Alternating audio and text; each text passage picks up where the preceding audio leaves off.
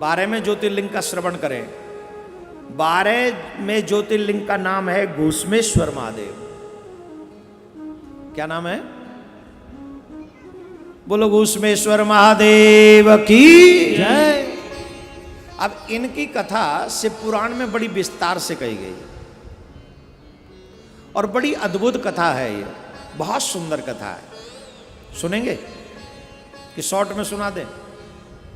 वैसे घूष्मेश्वर द्वादश ज्योतिर्लिंग, यह अंतिम ज्योतिर्लिंग है। इसे घूष्मेश्वर कहते हैं और यह महाराष्ट्र प्रदेश में विराजमान है। दौलताबाद से बाहर 12 मील दूरी पर यह विराजमान है।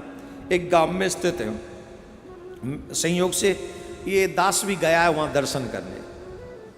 वो बहुत छोटा सा ही गांव है, कोई बहुत बड़ा उसका विकास नहीं हुआ महाराष्ट्र में। हम गए हैं वहाँ, बहुत छोटा सा गांव है। अगर मुझे याद है सही वही है तो हम वहाँ गए।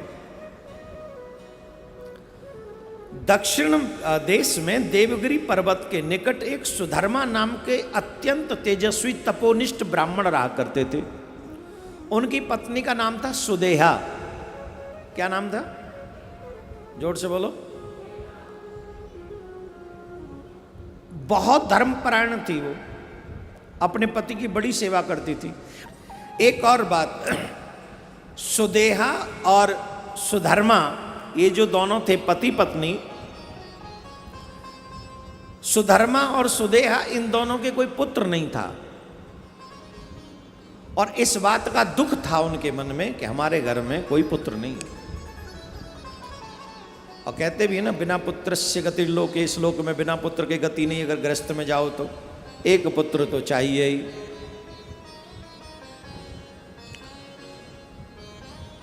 तो उन्होंने एक बात उनकी पत्नी ने, सुदेहा ने, अपने पति के पास जाकर कही, नाथ हमारे घर में कोई संतान नहीं है और यही हमारे दुख का कारण है। कोई संतान नहीं।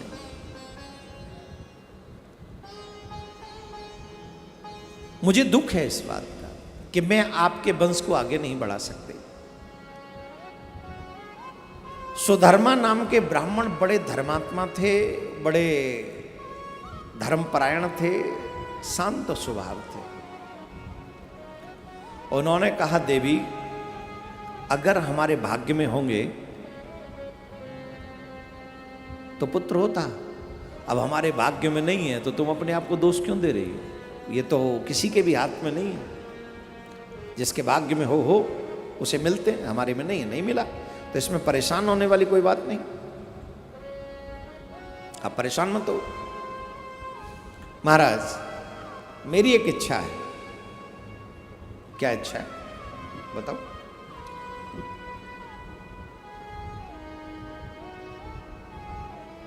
आप दूसरा विवाह कर लीजिए। आप पुत्र प्राप्ति के लिए कि दूसरा विवाह कर लिए। सुधर्मा ने अपनी छोटी बहन का रिश्ता अपने पति से कहा कि आप कर लीजिए। उनके पति ने बड़े ढंग से समझाया, आज तुम इन बातों को कर रही हो, अच्छी लग रही है, लेकिन देवियों का जैसा स्वभाव होता है तुम जानती नहीं हो। आज अभी विवाह हुआ नहीं है तो ये बात अच्छी लग रही है, लेकिन जब विवाह हो जाएगा तो ये बिल्कुल भी बात अच्छी नहीं लगेगी तुम्हें। हमारे यहाँ एक शब्द बड़ा फेमस है, सौतिया ढाय, जानती है ना? और देवियां बाकी सब सह लेती हैं पर ये नहीं सह पाती। इसलिए पति देव, यहां पत्नी कह रही है आप विवाह कर लो, मेरी बहन से विवाह कर लो। ब्राह्मण देवता अपनी पत्नी को समझा रहे हैं कि आज जो तुम्हें अच्छा लग रहा है वो कल अच्छा नहीं होगा, इसलिए आवश्यकता नहीं है, इतनी जिद मत करो, कोई आवश्यकता नहीं। पर वो सुदेहा नहीं मानी। नहीं नहीं, ऐसा नहीं। उन्होंने बार बार अपनी छोटी बहन से विवाह करने को आग्रह किया कि आप मेरी बहन से विवाह कर लो, मेरी बहन से विवाह कर लो।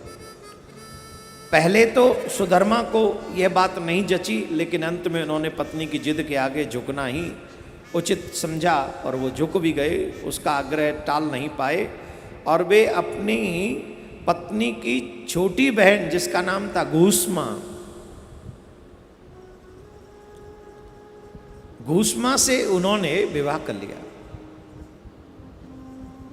विवाह हो गया।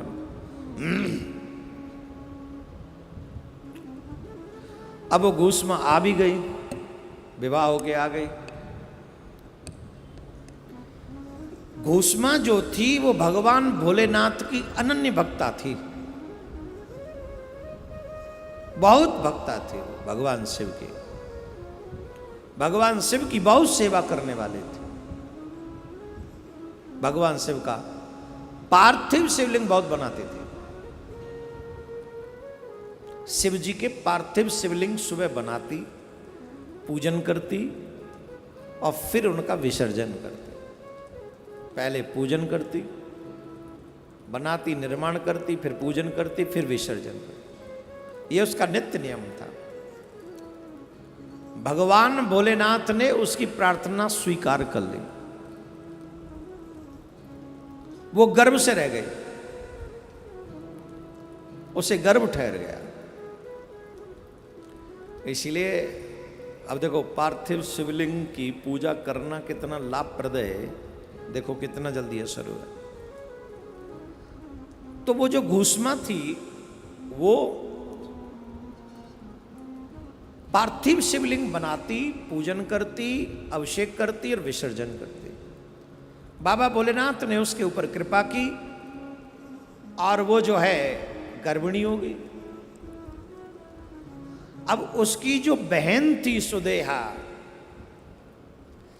जैसे ही वो गर्भिणी हुई तो दूसरी चीज उसकी शुरू हो गई। अब मन में भाव बदलने लगे, अब तो इसी की सुनवाई होगी, अब तो इसी से पंडित जी प्रेम करेंगे। और लेकिन मन को दबा लेती थी। अभी मैंने ही तो कहा है इनसे विवाह करने के लिए, ये तो मान ही नहीं रहे थे, मैंने ही तो जिद कहा है। अरे इससे पंडित जी का वंश चल। नाना भांत के विचारधारा उसके दिमाग में अब आना प्रारंभ हो गया। अलग अलग विचारधारा उसके दिमाग में आने लग गई। एक दिन वो सुंदर समय भी आया जिस सुंदर समय में उस घूसमा ने एक सुंदर बच्चे को जन्म दिया। अब पंडित जी बड़े खुश रहने लगे, पंडितानी भी खुश रहने लगी। अब तो दो दो पंडितानी थी पंडित जी के। बड़े एक खुश रहे और एक थोड़ी दिखाने के लिए खुश रहे। वो सौत वाला भाव बहन में जग गया। लेकिन घूसमा इतनी शांत और सुशील थी, वो अहरनिश शिव ही शिव को भजती थी, शिव जी का ध्यान करती थी, शिव जी का ही अर्चन बंदन करती थी। धीरे धीरे वो समय भी आ गया जब घूसमा का बेटा बड़ा हुआ और उसका विवाह हो गया। जैसे जैसे ये बेटा बड़ा हो रहा था वैसे वैसे सुदेहा का ईर्ष्या का लेवल बढ़ता जा रहा था। सुदेहा का जो ईर्ष्या का भाव था वो बहुत बढ़ गया, बहुत ज्यादा। ब्याह हो के बहू को लेके आए, दिखाने के लिए बड़ी खुश हुई है पर अंदर से परेशान। बड़ी जल्दी लगी घूसमा से, घूसमा के बेटे से। अब तो सोचती इसकी बहू भी आ गई, उसके जलने की कोई सीमा नहीं रही। वो जो घूसमा थी प्रतिदिन 101 पार्थिव शिवलिंग बनाकर हृदय की सच्ची निष्ठा के साथ भगवान शिव का पूजन किया करती थी। भगवान शिव की कृपा से थोड़े ही दिन बाद में, ये तो सब कृपा हो ही गई थी उसके ऊपर, एक बार क्या हुआ, घोषमा का बेटा सोया हुआ था अपने शयन कक्ष में पत्नी के साथ। घोषमा के युवा पुत्र को रात में सोते समय सुदेहा ने ईर्षा बस मार डाला, उसे मार डाला, काट दिया उस घोषमा के बेटे को सुदेहा ने। तो घोषमा जैसे प्रत्येक दिन पार्थिव शिवलिंग बनाती थी, वो पार्थिव शिवलिंग बनाने चली गई, उसे पता ही नहीं चला वो पार्थिव शिवलिंग बनाने।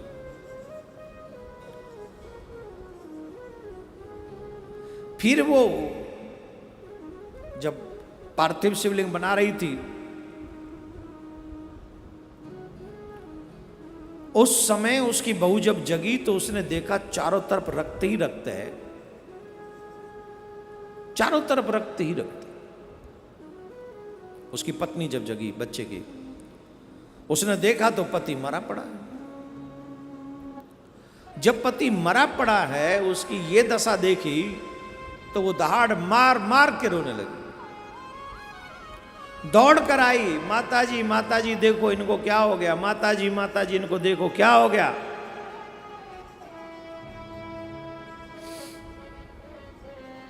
जब उसे मार दिया, सुबह होते ही सबको इस बात का पता लगा, पूरे घर में कोहराम मच गया। सुधर्मा और उसकी पुत्र वधू दोनों ही सिर पीट पीट कर रोने लगे। लेकिन घोषमा नित्य की भांति शिव की आराधना में लगी रही। उसकी पत्नी भी रो रही थी, पिता भी रो रहा था, सुधर्मा भी रो रहे थे, सुदेहा भी रोने का नाटक कर रही थी। अब करना तो पड़ेगा ही, नहीं तो सब जान जाएंगे इसने मारा है। वो भी रोने का नाटक कर रही थी, बड़ी जोर जोर से रोने का नाटक कर रही थी। लेकिन घोषमा नित्य प्रति की भांति वही पार्थिव शिवलिंग बनाना और पार्थिव शिवलिंग की आराधना में लगी रही, तल्ली रही, जैसे कुछ हुआ ही ना हो। सुन तो लिया उसने, पर जैसे कुछ हुआ ही ना हो। पूजा समाप्त करने के बाद वह पार्थिव शिवलिंगों को तालाब में विसर्जित करने के लिए जा रही थी। जब वह वहां पहुंची,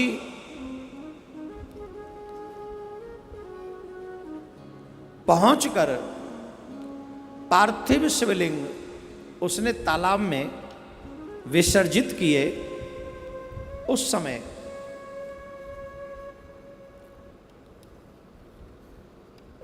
वहां उसे भगवान शिव का दर्शन हुआ। बोलो शंकर भगवान की जय, बोलो शंकर भगवान की जय। वहां से शंकर भगवान का साक्षात्कार हुआ। इतना ही नहीं, जो सुदेहा ने उसके बेटे को मारा था, वो बेटा भी सामने से चलता हुआ आया उसके पास और मां के चरणों में आकर उसने प्रणाम किया। वो बच्चा कहने लगा, मुझे मासी ने काटा है, मुझे मासी ने मार दिया है। बच्चे ने कहा।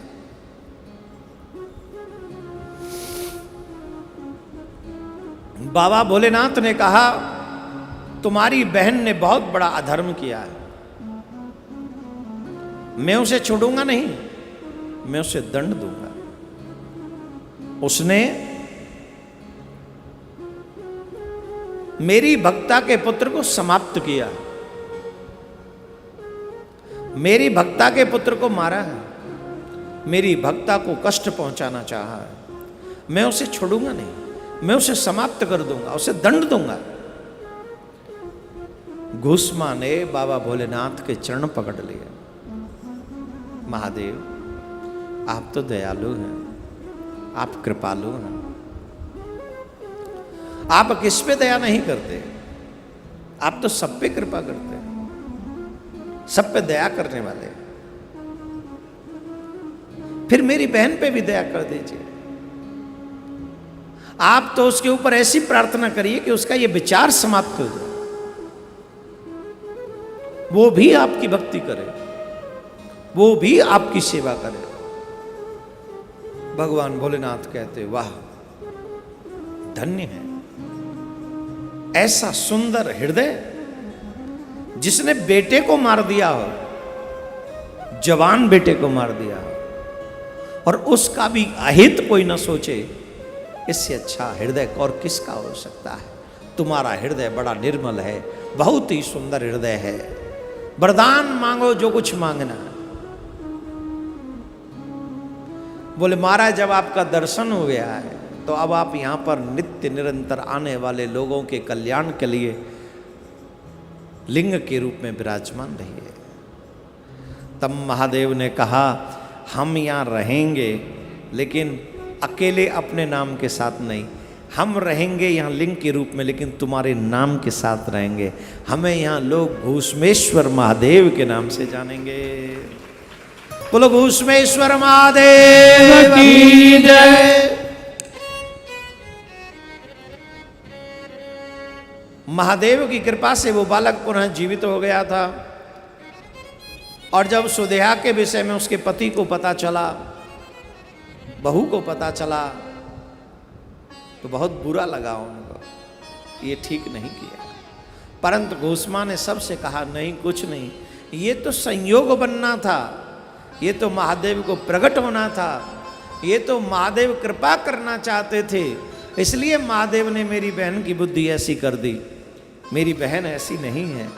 अपनी छोटी बहन का इतना लाड़ प्यार देखकर सुदेहा रो पड़ी। हाय हाय बहन मैंने तेरा कितना बुरा किया, मैंने इतना बड़ा मंगल तेरा कर दिया और तू इतना प्रेम करती है, मुझे क्षमा कर दे। अपनी बहन को गले लगा लिया। नहीं बहन मैं तो आपकी छोटी हूँ, आप मेरी बड़ी बहन है, आप ऐसे मत करो। तब सभी मिलकर प्रेम से रहने लगे और भूत भावन भोलेनाथ के पार्थिव शिवलिंगों का पूरा परिवार निर्माण करता, पूजन करता, फिर तालाब में विसर्जन